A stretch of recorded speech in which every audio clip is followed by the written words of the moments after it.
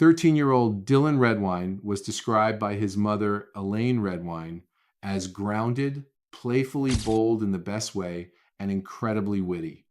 He loved sports, especially baseball, and he was also really passionate about gardening. Elaine and Dylan's father, Mark Redwine, had been married for 18 years. First they had Corey, and then 8 years later, Dylan was born.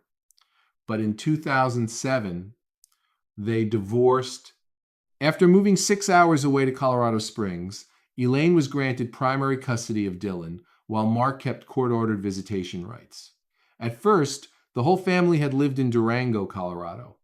But after the divorce, Elaine, Dylan, and Corey moved away, while Mark stayed there. The boys would travel between both parents from time to time and split the holidays between them. It seemed like that arrangement was working, since the kids didn't get to see Mark very often anyway. He worked as a long-haul truck driver and spent long stretches out on the road. And that's where today's story begins. On November 17th, 2012, Dylan spent the day hanging out with friends and taking pictures with them. Thanksgiving was just around the corner, and the very next day he was scheduled to fly out to see his father for a week-long vacation. After years of ongoing custody disputes, a judge had issued an order giving Mark the right to spend time with his son during the holiday period. Mark had purchased a one-way ticket for him. While Dylan was at the airport with his mother, Elaine turned to him and said, "Come on, you're not that grown up yet. Give your mom a hug." She watched as her son, whom she affectionately called Bubby, made his way through security. But that day, he boarded the plane without much enthusiasm. His grandmother was battling cancer, and this would most likely be her last Thanksgiving. On top of that, he wanted to spend time with his friends, so traveling that far from home was the last thing he had in mind. But he still had friends in his father's town, so he decided he'd at least try to spend some time with them too.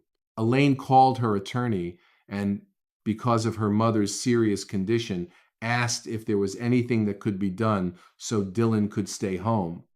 But the attorney told her, basically, nothing. No, Dylan has to go. When Dylan landed at Durango La Plata County Airport, he texted Elaine and ended the message with an angry emoji. His mood after the flight clearly hadn't improved, and she understood that perfectly. That evening, Dylan and Mark went to Walmart to buy a few DVDs. Dylan texted an old friend, Ryan, and asked if he could spend the night at his house, but Mark said no. So Dylan texted Ryan again and told him he'd see him the next morning really early at 6:30. They could spend the whole day together. At 10 that night, Elaine texted Dylan, "How are things, son? Are you okay?" There was no reply. At 6:46 the next morning, Ryan was already awake from his alarm and waiting for his friend. He texted Dylan, asking where he was, but got no response. That evening, Elaine's phone vibrated, but it wasn't Dylan, the person she had been hoping for. It was Mark. "Ella, I wanted to ask if you've heard anything from Dylan.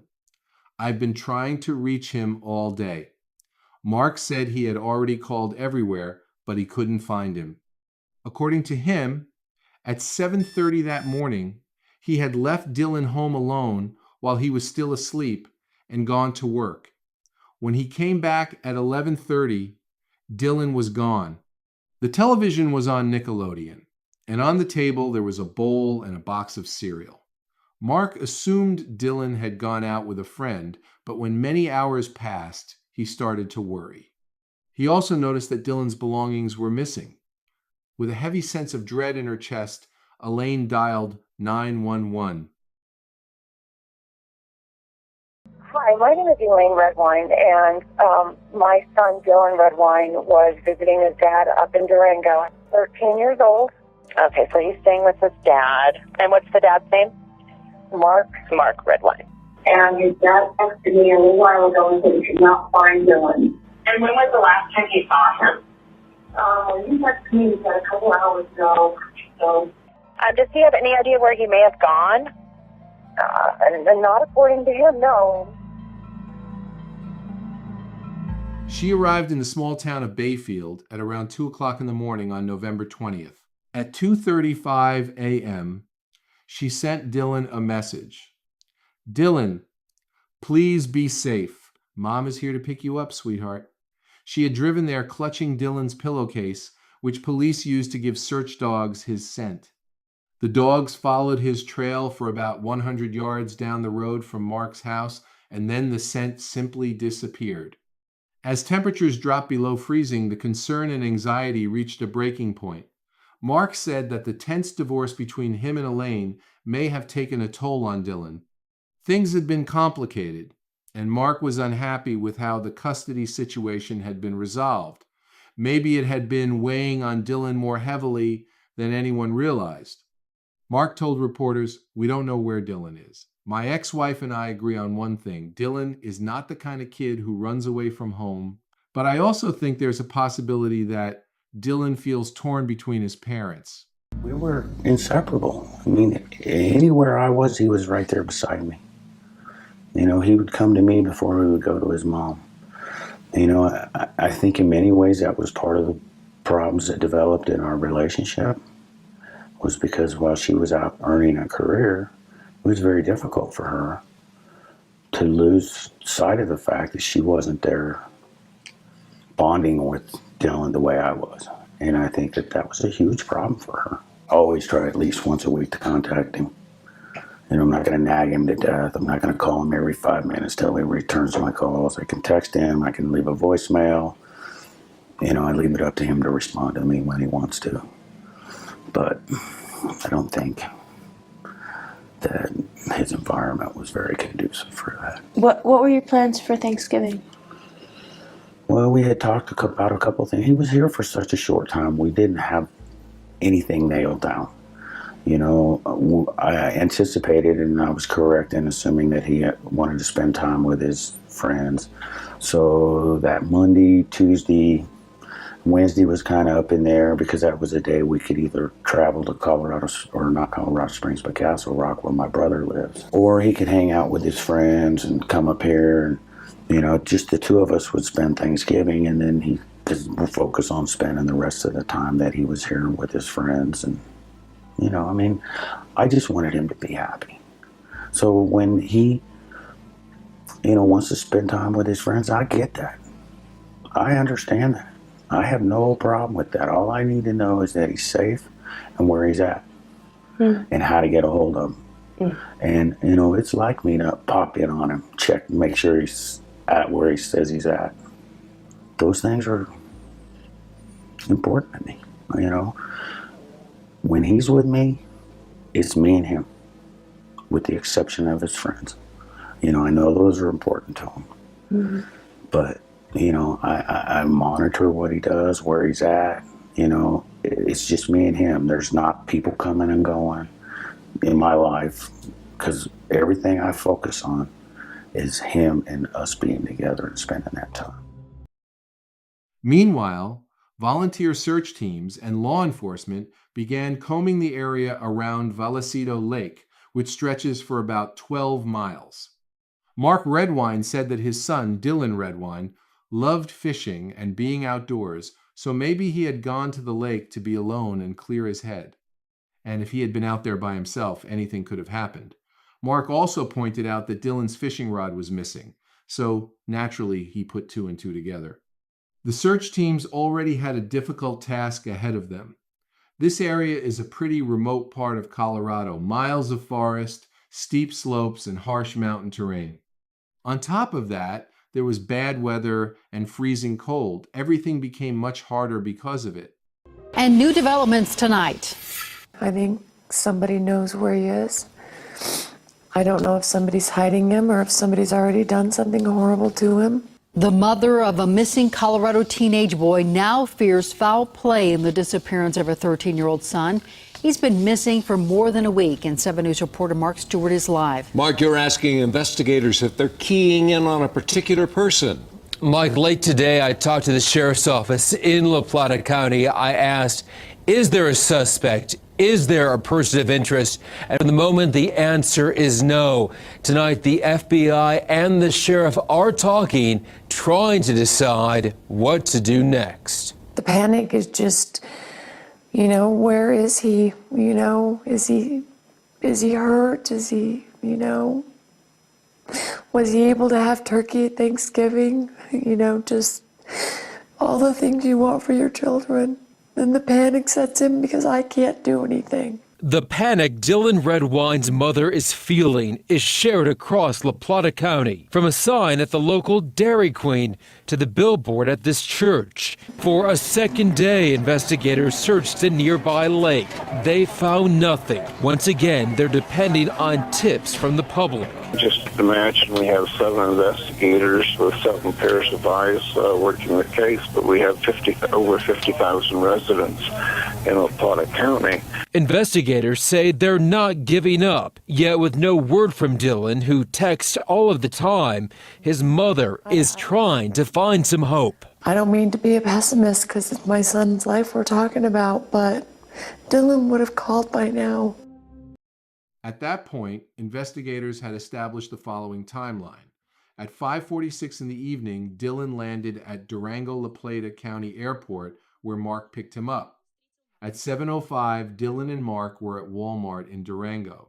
At 7:22, they went to McDonald's. At 9:37, Dylan sent his final text message to his friend Ryan. That was the last activity from his phone. At 9:46, his phone either died or was manually turned off. Tips were pouring in nonstop because Dylan's case had captured the attention of the county, the nation, and even people far beyond its borders. Memorial gatherings were being held, volunteers were working tirelessly, and hundreds of people across the country and even around the world were calling and sending emails. Among the messages was everything imaginable, from psychics to someone in Australia who claimed they had seen Dylan in a restaurant. But unfortunately, none of the tips led anywhere, and the search for Dylan Redwine remained focused near Vallecito Lake. The lake was checked at least 15 times with dogs, divers, sonar-equipped boats, helicopters, and airplanes. Right now in the search for this missing teen, Dylan Redwine. The task force announcing a major development in the case. They say Dylan did not run away.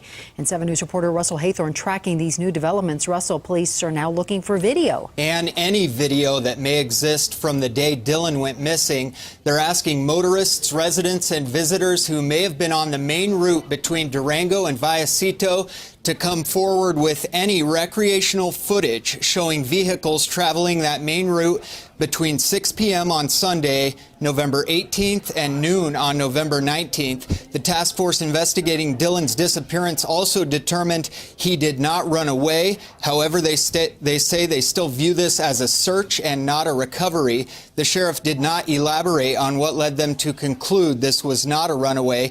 Authorities have spent much of the last week searching the Vallecito Reservoir, but sonar sweeps have turned up no sign of Dylan. 3 canines have also returned to the reservoir area just south of the dam to continue ground searches. Authorities have also released a new flyer today with Dylan's image, as well as the exact date he went missing, and a tip line now at the bottom, 970-382-7511. And finally, authorities are using state-of-the-art mapping technology to ensure that they search every single building in the Vallecito area. Elaine Redwine said that no matter how hard she tried to stay strong and think positively, she couldn't ignore the voice in her head and that deep maternal instinct. You know, as a mother, somewhere deep inside, you feel that this isn't going to end well. From the very beginning, she openly expressed concern that Mark Redwine knew more than he was saying. Could they have gotten into an argument, one serious enough to make Dylan run out of the house into the darkness and cold? For Elaine, the first red flag was the way Mark described the house when he came back that morning. He said a fishing rod was missing and that the television had been left on. Elaine pushed back on that explanation. Dylan wasn't a big fisherman. He didn't even know how to put a fishing rod together by himself. And he didn't watch Nickelodeon, he watched MTV. The moment Elaine received the message from Mark saying Dylan was missing, she immediately texted back, "He wouldn't just leave like that. He would have called me. Right now, I'm very suspicious of you. How could he just disappear? Elaine also said that Mark had once claimed that if he ever needed to get rid of a body, he would leave it in the mountains. She also alleged that he had said he would kill the children before letting her take them away from him. Elaine knew Dylan would never run off without saying something to either her or his older brother, Corey. Sure, he was at that awkward teenage age when talking to your mom isn't exactly considered cool anymore, but she was certain that if he ever needed help, he still would have reached out to her. Dylan's brother, Corey, agreed. He said, "We didn't know what Dad had done to him, but from the very beginning we knew he was involved." Although those results could not be used in court, both Elaine and Mark agreed to take polygraph tests. She passed. He failed. Especially on one question. Do you know where Dylan Redwine is? When police came to get a statement from Mark, they noticed the house was filled with empty alcohol bottles. A co-worker who saw Mark on the morning of November 19th said he looked drained and extremely tired, like he had been drinking all night without stopping. Early volunteers searching for Dylan also found something else unsettling. While they were out in the middle of the night, shivering in the cold, shining flashlights into the trees and searching for a 13-year-old boy, Mark was lying in bed with the lights off in the house. While Elaine Redwine was barely sleeping at all, Mark Redwine, by contrast, seemed to be getting plenty of rest. Mark claimed he was helping and searching for his son in his own way, but almost everything he did struck people as strange. Aside from a few media appearances, he was hardly involved in the search at all. And even those appearances raised questions. He often spoke about Dylan Redwine in the past tense. He was such a wonderful boy. He meant everything. The more investigators put the pieces together, the more they learned about Dylan's true feelings toward his father.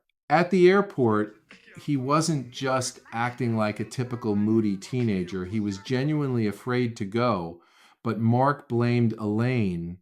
He said he couldn't explain exactly how Elaine might have been involved in Dylan's disappearance, but his gut feeling told him it was her.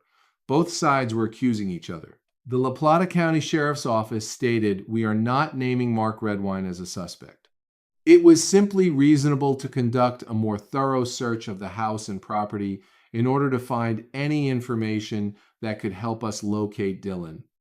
Mark responded, No reason for anybody to be pointing fingers at me. And, because they want to make me the easiest target to have somebody to blame, then, you know what? I can't stop them from doing that. But it doesn't mean I have to agree with it.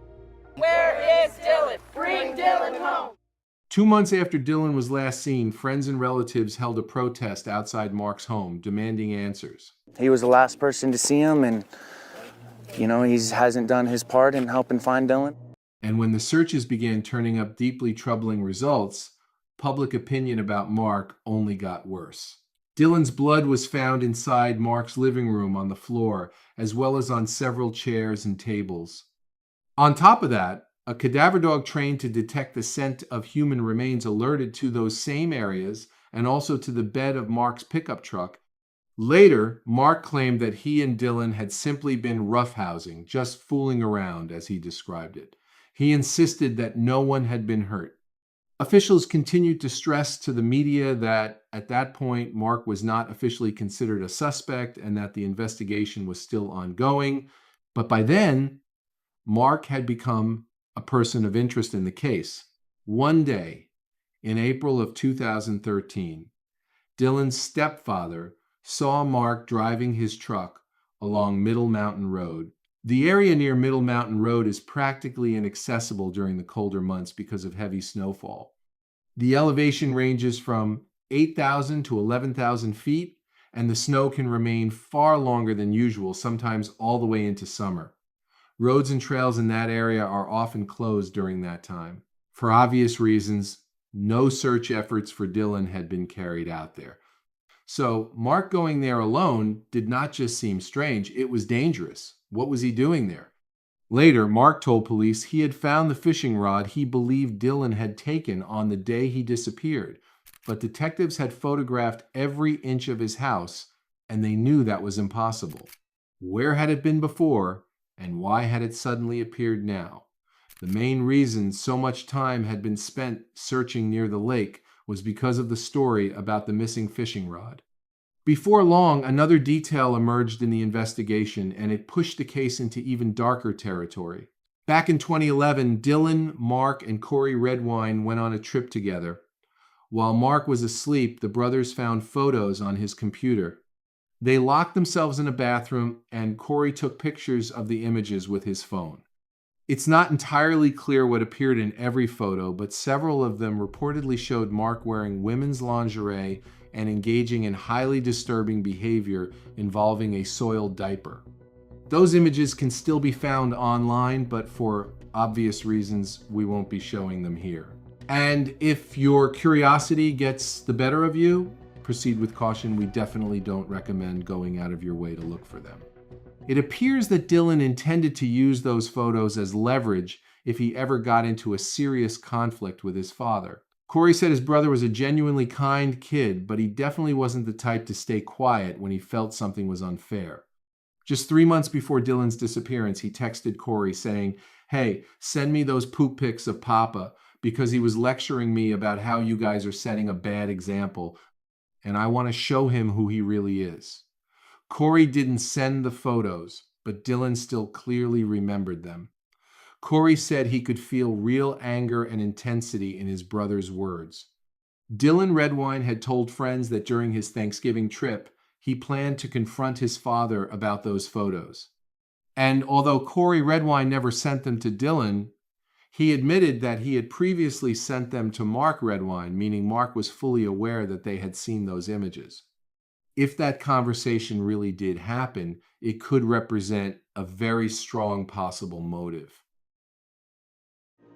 Both of Dylan's parents are searching for answers from each other. They appeared on national TV today, pointing fingers. The tension between the parents exploded on screen when the case was featured on The Nancy Grace Show, and especially on Dr. Phil, where Elaine, Mark, and Corey all appeared. I really have a concern that you hurt him and his bones are out there just laying and you don't even care. An emotional plea from Elaine Redwine, Dylan's mother, today on Dr. Phil. Taping of the episode several weeks ago was the first time Redwine's parents had spoken with each other besides text messaging in 3 years. Did you hurt him? No, Elaine, I wouldn't hurt him. What kind of mother are you to even think that I was capable of doing something like that? The teen's mom believes his father had something to do with his disappearance and probably killed him. When you're mad at somebody, your main focus is to get even or get back with them and hurt them. That's how your mind works. Really?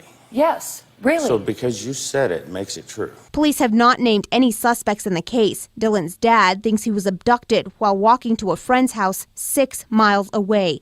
And today, he claimed he wasn't the last one to see Dylan, telling Dr. Phil his mail carrier spotted his son before he vanished. On the day Dylan went missing, I saw 2 boys walking down the road, not too far from where Dylan lives. It was around 1:30 in the afternoon. The bottom line is we're all suspects, regardless of what the law enforcement says. And whether we've taken polygraph tests or not, it doesn't matter what the results are because it hasn't eliminated anybody. Will you take a polygraph? Selena Westervelt, KRQE, News 13. During the broadcast, Corey and Elaine didn't hold back and brought up everything, including the photos of Mark, but Mark had an explanation.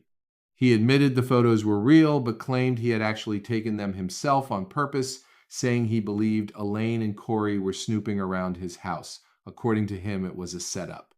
Elaine later said that on the outside she didn't show anything, but in that exact moment she realized Dylan was already gone. Mark's words, his behavior, and the lack of genuine emotion all told her he knew the truth and was now just trying to protect himself. After the Dr. Phil show, an FBI agent directly told Mark that he found him insincere and urged him to tell everything he knew.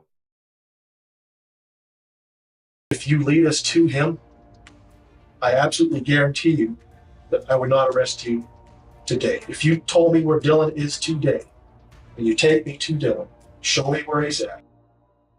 We'll drop you back off at your car and your house. We want him back home. I want that. If you show us today, show where he's at today. Just bring us there. I guarantee you, I'll cut you loose. I'm not going to arrest you today. But Tom, I can't help you with that because I don't know where Dylan's at. And I think you do. I know you do. If he fell down accidentally and hurt himself and you freaked out, panicked, and you put him somewhere. You know, it's better to get in front of this than to have somebody down the road find him and then, he's in a shallow grave. This doesn't look good. Last seen by Dad. You can just tell us where he's at and work with us, and we'll deal with all the other stuff later. I'm not going to sit here and admit to you that I've done something that didn't happen, that I didn't. Mark continued insisting he knew nothing. He claimed the Dr. Phil interview was staged to make him look as bad as possible. Eventually, once the heavy snow melted, investigators were able to search the area around Middle Mountain Road, the same place Mark had driven to on his own. There, they found Dylan's sneakers, Nike Air Jordans, stuck in the branches. Later, they discovered bones that they believed could be human remains. After forensic testing, it became clear their suspicions were correct. A 6-month-long search for teen Dylan Redwine has ended in the worst possible way. The La Plata County Sheriff's Office just confirmed it has found the 13-year-old's remains. Authorities say a variety of remains, including bones, were collected during a 5-day search of Middle Mountain Road. That's in Bayfield, Colorado, within sight of Viosito Lake. One of the reasons this evolved from a weekend search to a 5-day search was once we began finding items that gave us an indication that they may be connected to Dylan. Now, these are pictures of that search. La Plata County Sheriff's Department says a variety of items were found, including the bones. The Colorado Bureau of Investigation alerted sheriff's investigators today that tests conducted on the bones confirmed they are the remains of Dylan Redwine. The boy's remains were found off a road described as rugged and mainly used by hunters or campers. Investigators say they did not search the area on a recent tip, only that it was an area they weren't able to cover very well until recently. Investigators have long suspected foul play. They have not identified any possible suspect just yet. We asked if the community should be concerned, though. We have said early on that we had not found any indication that this was something that the public needed to be concerned about. It was just like a whole 7 months of all this hard work and hope and stuff just shattered. At one point, it's going to be time to take down missing signs just like this one. But friends and family members of Dylan Redwine say they are not letting go of the hope that police will one day find what really happened to the 13-year-old. Nava, who stayed overnight at Redwine's house, says he never sensed any tension between father and son. When I was around with Dylan and his father, or when I was around them, they seemed like best friends. I mean, they were really close. Nava says Saturday's vigil might bring some closure, but as for answers, those are harder to come by. However, investigators were unable to determine the exact cause of death. Animal activity and exposure to the elements had complicated the forensic examination, so more evidence would be needed.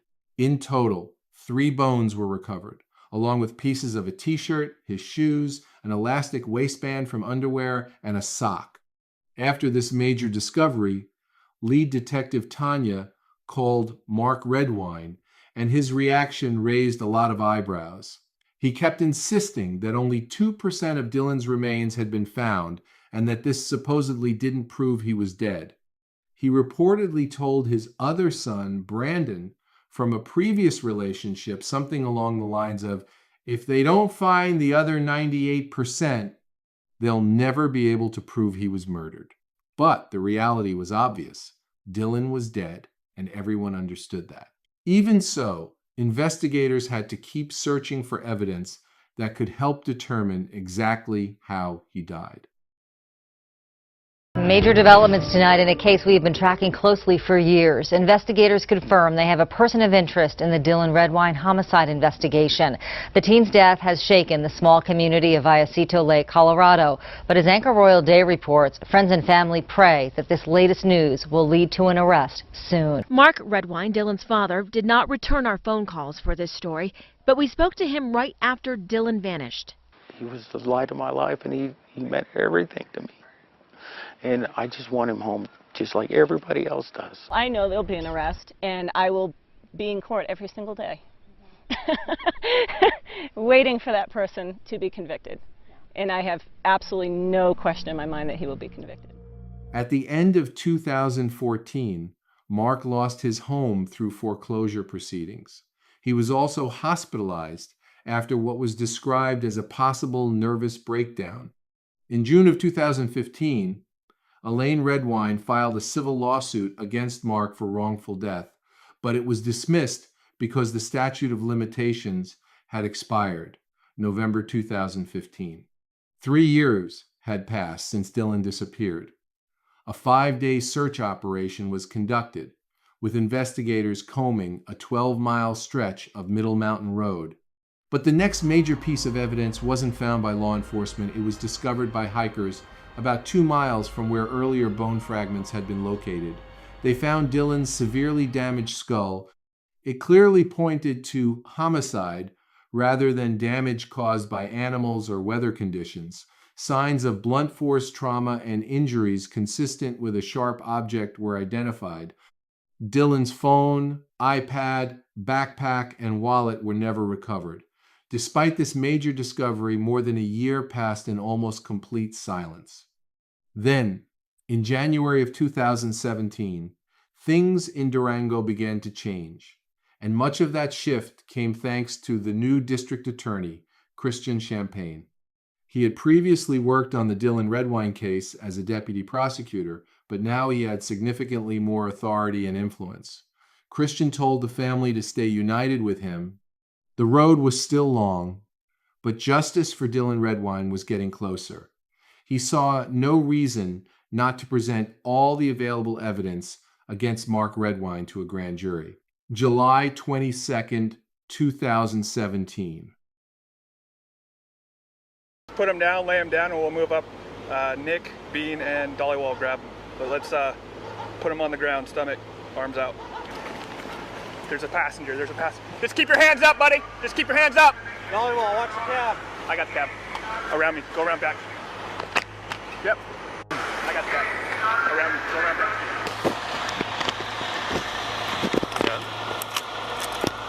When you guys can, you'll explain to me what's going on? Yes, sir. Is your name Mark? Yes, it is. A grand jury returned an indictment. Mark Redwine was arrested and charged with second-degree murder and child abuse resulting in death in connection with the death of his son. Mark, do you have any weapons on you, sir? No, sir, I do not. All right, so go ahead and listen again. Haul truck driver all the way in Washington State.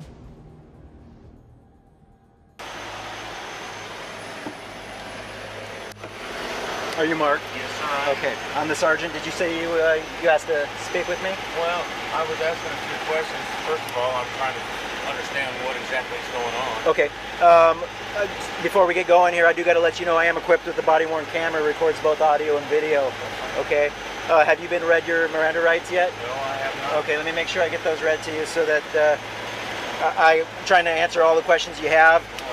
But because you're in handcuffs and because you're in the back of a police car, I do want you to know what your rights are too. I haven't done anything for me to have my rights.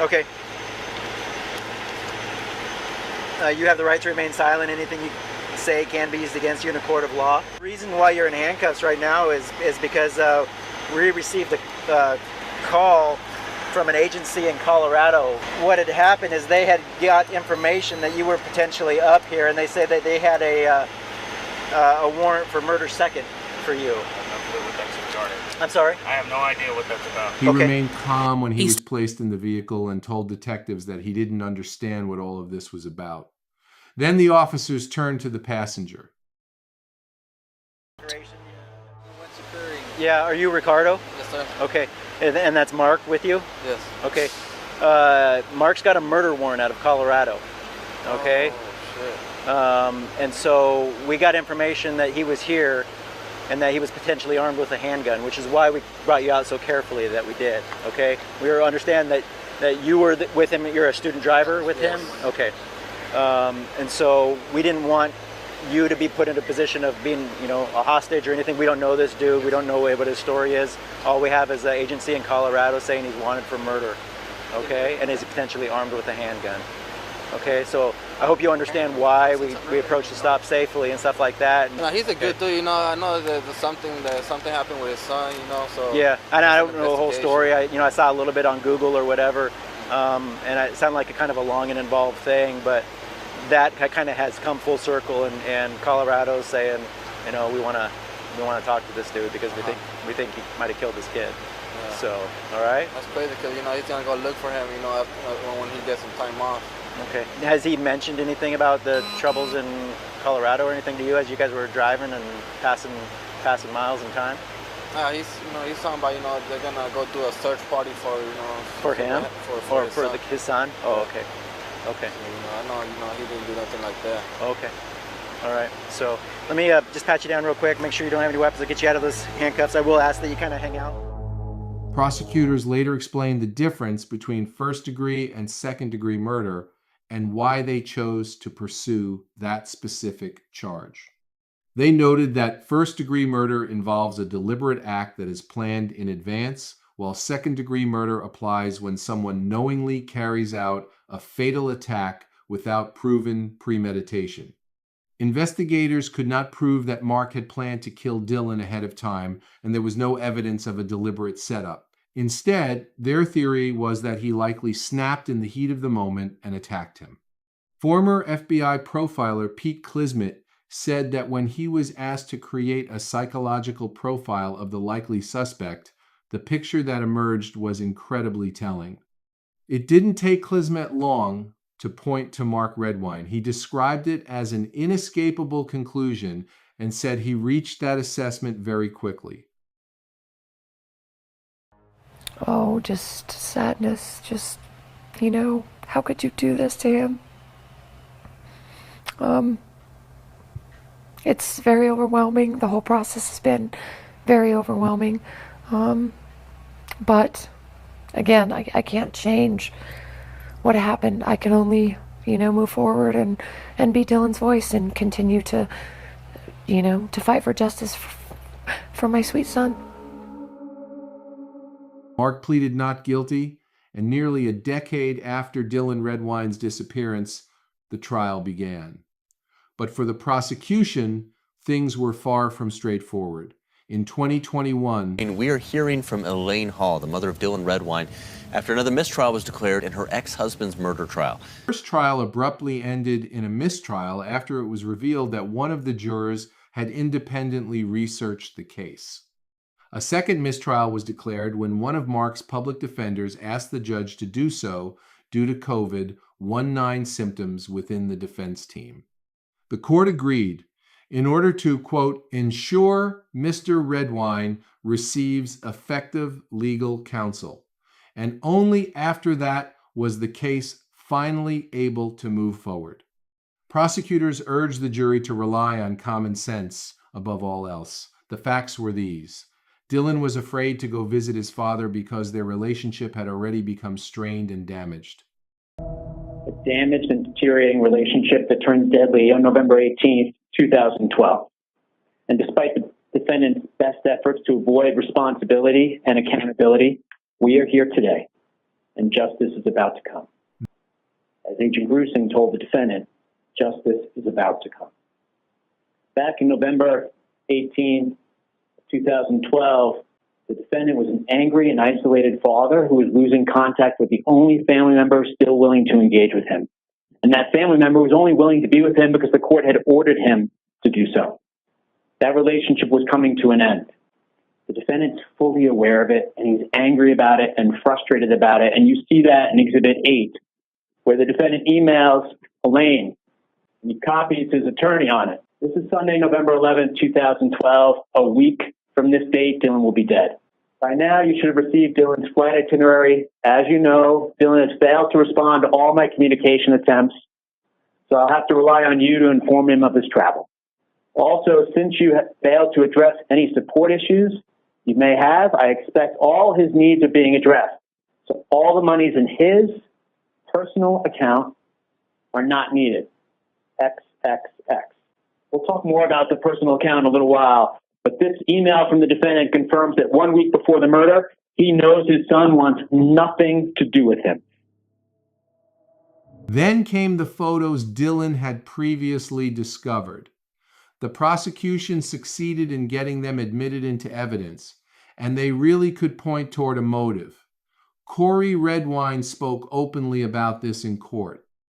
Ladies and gentlemen, the evidence you are about to hear about and about to see is being admitted for a limited purpose.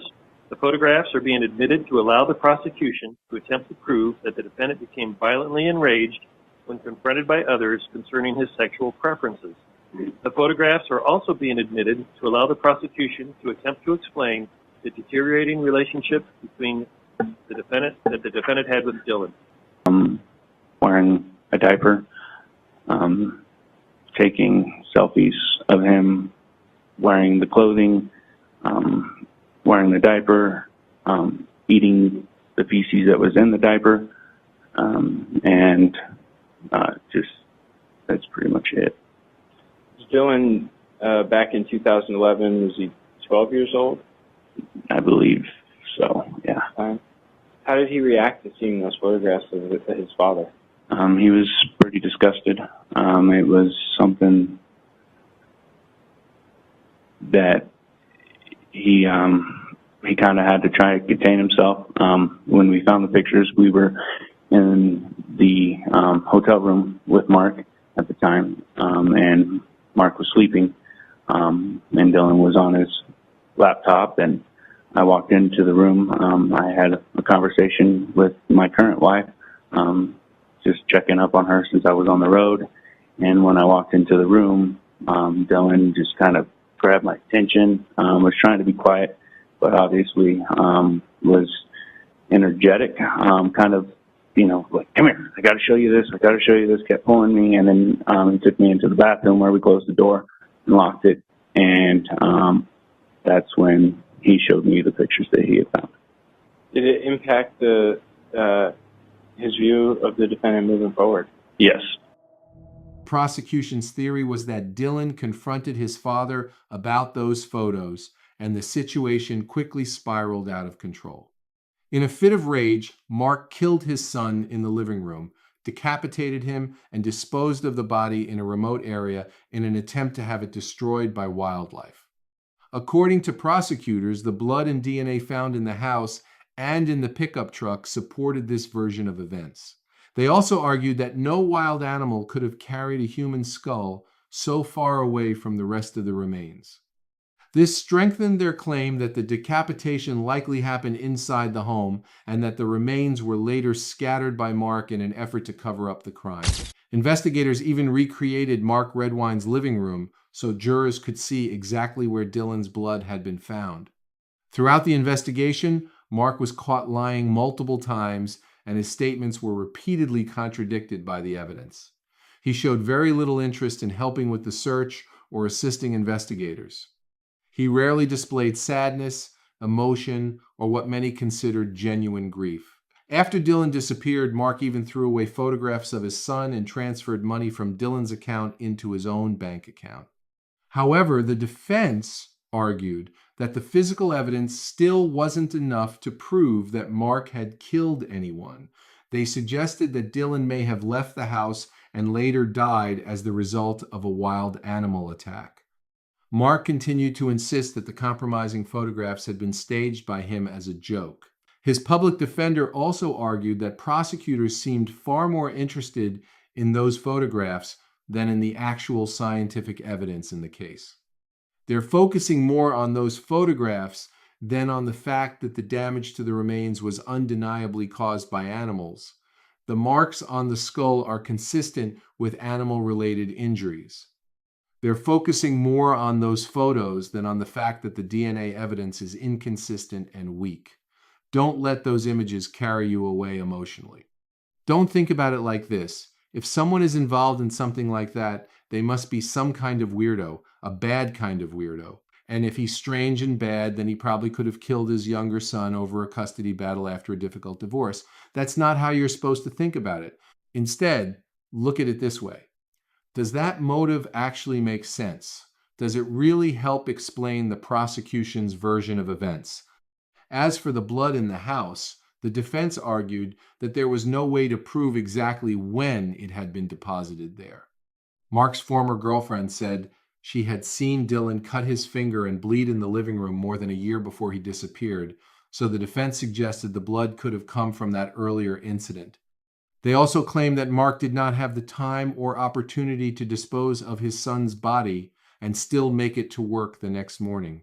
Elaine Redwine testified through tears, saying that she knew and had always known that it was him. So can you read the first text from Dylan to you, please? I'm on the plane to Durango, Date of that text?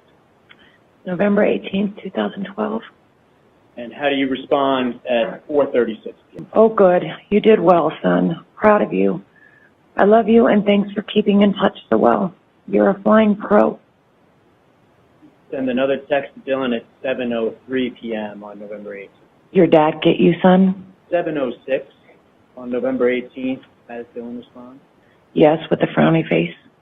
What do you say in that text message on November 19th at 12:07 p.m.? How you doing, son? I miss you. The final text message in this exhibit is a text message that you send at 2:35 a.m. on November 20th. What do you say in that text message, Ms. Hall?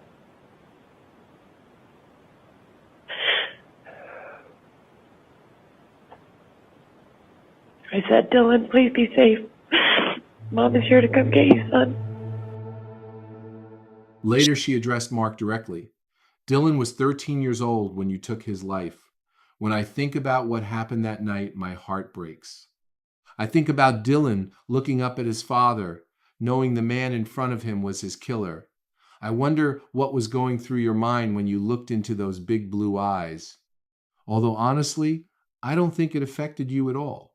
I'm glad we are free from you and that you will no longer be free to hurt us. Mark Redwine did not testify at all. The verdict was about to be delivered. Second degree, we, the jury, find the defendant, Mark Redwine, guilty of count number 1. Redwine was also found guilty of child abuse resulting in death. Judge Jeffrey Wilson said, as a father, you had a duty to protect your son and keep him safe from harm. Instead, you inflicted enough injuries on him to kill him in his own living room. When the emotions or anger that drove you to act like this subsided, you weren't thinking about Dylan. You were thinking about yourself. You cleaned up the crime scene. You hid Dylan's body, and you went so far as to separate his head from the rest of his remains.